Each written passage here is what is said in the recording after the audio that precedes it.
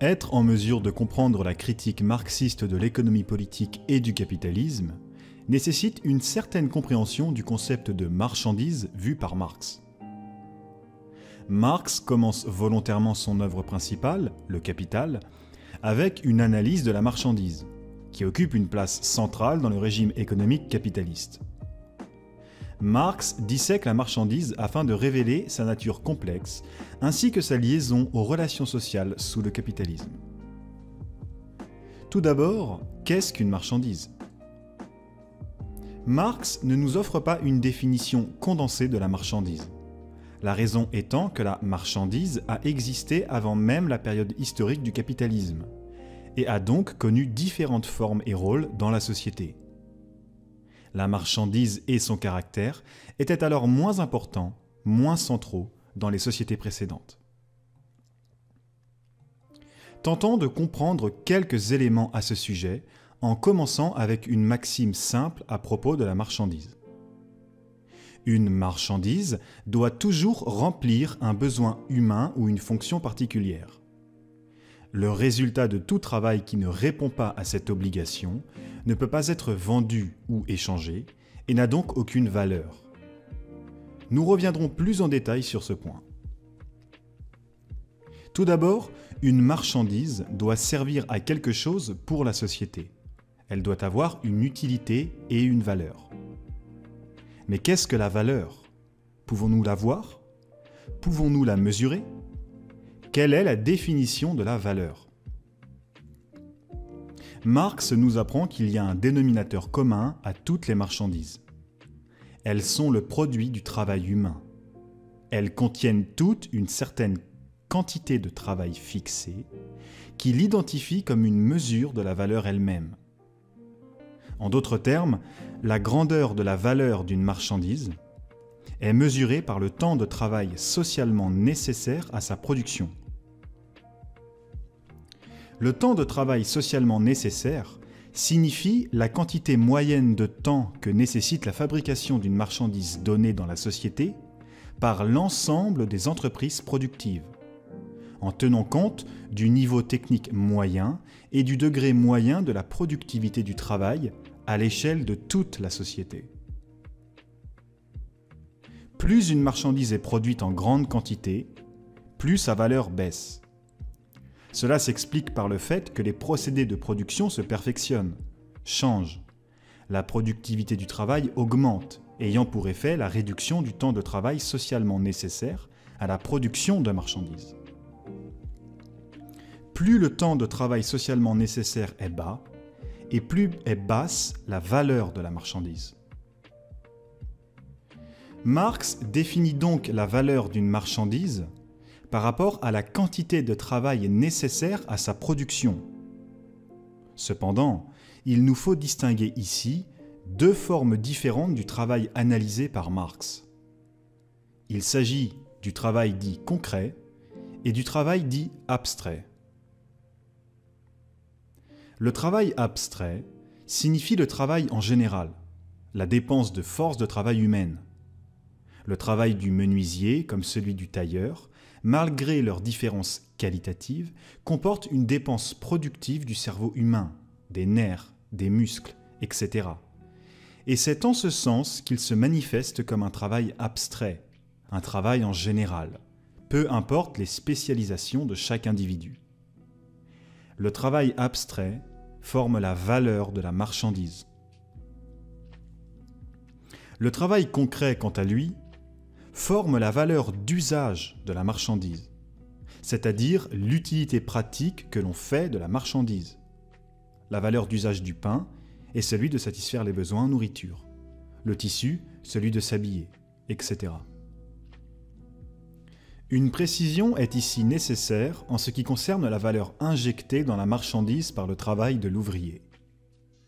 Comme dit précédemment, ce qui détermine la valeur d'une marchandise est le temps de travail socialement nécessaire à sa production, qui se calcule à l'échelle de toute la société, en prenant en compte l'ensemble de la production d'une marchandise donnée dans la société tout entière, et non pas en travail individuel, au cas par cas, individu par individu pris isolément.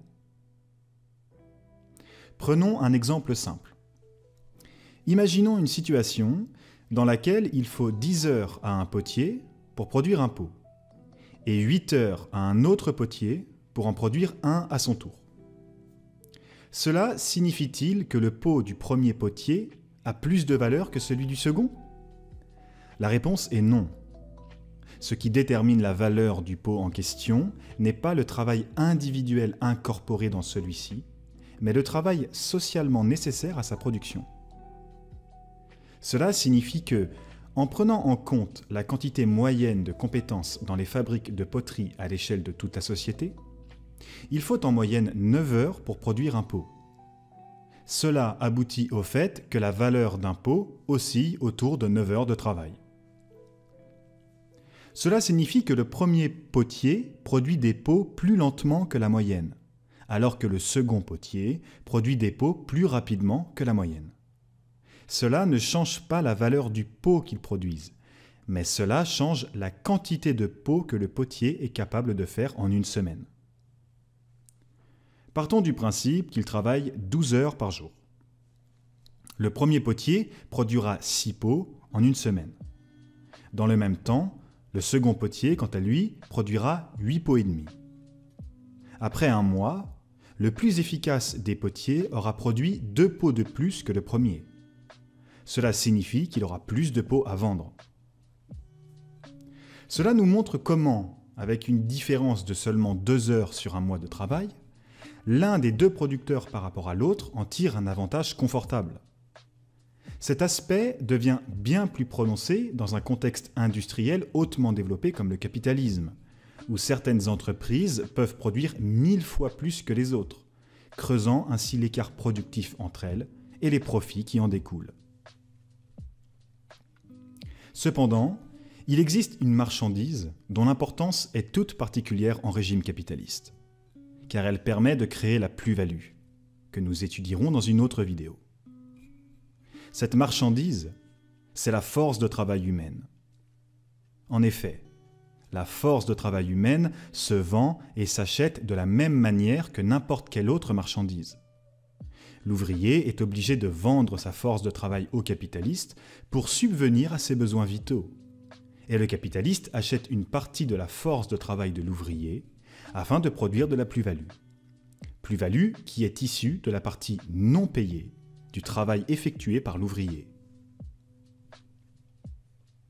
La question est de comprendre comment est déterminée la valeur de la marchandise force de travail. Elle est, comme toutes les autres marchandises, déterminée par le temps de travail nécessaire à sa production.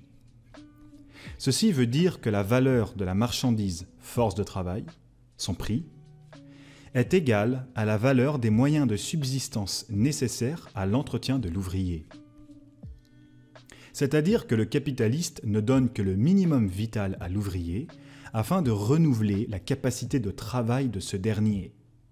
Il lui fournit la somme minimum afin qu'il puisse continuer à travailler dans l'entreprise. De même que pour toute marchandise, la force de travail possède aussi une valeur d'usage. Cette valeur d'usage se traduit par sa propriété d'être une source de valeur, d'une valeur plus grande qu'elle n'en possède elle-même. Elle est la source de la plus-value. Sans surtravail de l'ouvrier, pas de plus-value. Marx qualifie le salaire, dans la société bourgeoise, de forme transformée de la valeur de la force de travail. Le salaire du travail n'est pas ce qu'il paraît être, à savoir la valeur, ou le prix, du travail, mais seulement une forme déguisée de la valeur, ou du prix, de la force de travail. Telles sont, en somme, les caractéristiques fondamentales de la valeur et de la marchandise dans le régime capitaliste. Nous étudierons dans une prochaine vidéo l'origine et le rôle de la plus-value dans la société capitaliste. N'hésitez pas à nous dire ce que vous pensez en partageant vos avis dans les commentaires. Les discussions qui ont lieu dans la section commentaires sont tout aussi importantes, si ce n'est plus importante que la vidéo elle-même. Merci et à bientôt.